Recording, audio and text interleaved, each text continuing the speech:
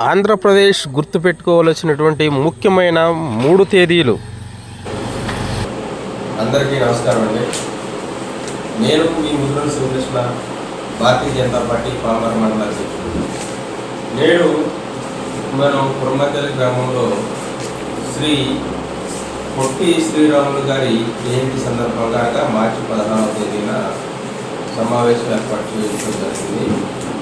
మనకి ఆంధ్రప్రదేశ్ రాష్ట్రం రావడానికి ఏర్పడడానికి ముఖ్యమైన వ్యక్తి ఎవరయ్యా అంటే మన పొట్టి శ్రీరాము గారు. ఈయన యొక్క 58 రోజుల దీక్షా ఫలమే ఈరోజు మనం అందిస్తున్నటువంటి ఆంధ్రప్రదేశ్ రాష్ట్రం. ఈయన పుట్టింది మద్రాస్, మనం చెన్నైగా పిలుస్తున్నటువంటి ఆనాటి మద్రాస్.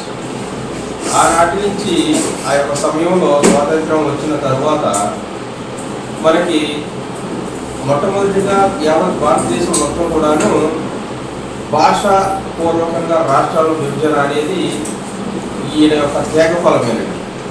ఈయన మనం అమరుడు అని పిలుస్తున్నాం, అమరజీవి అంటున్నాం. అమరజీవి అంటే మరణం లేని వ్యక్తి.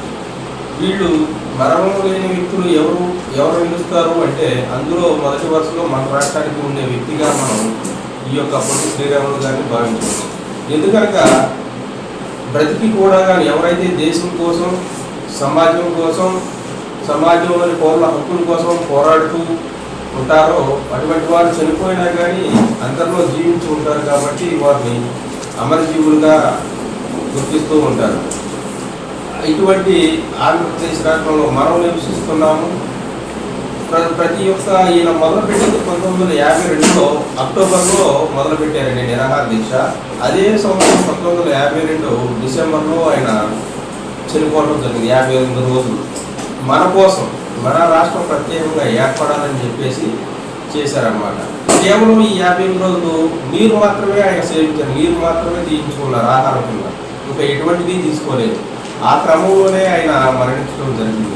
ఆ తరువాత పరిస్థితులు తీవ్ర ఉద్రిక్తతకి దారితీసి తరువాత 1953లో మనకు ఈ యొక్క ఆంధ్రప్రదేశ్ రాష్ట్రంగా విభజించి ప్రత్యేక రాష్ట్రంగా ఇవ్వడం జరిగింది. అందుకు ఆ మహానుభావునికి కృతజ్ఞతలు చెప్పినా, ధన్యవాదాలు చెప్పినా ఏది కూడా తక్కువనే భావిస్తున్నాం.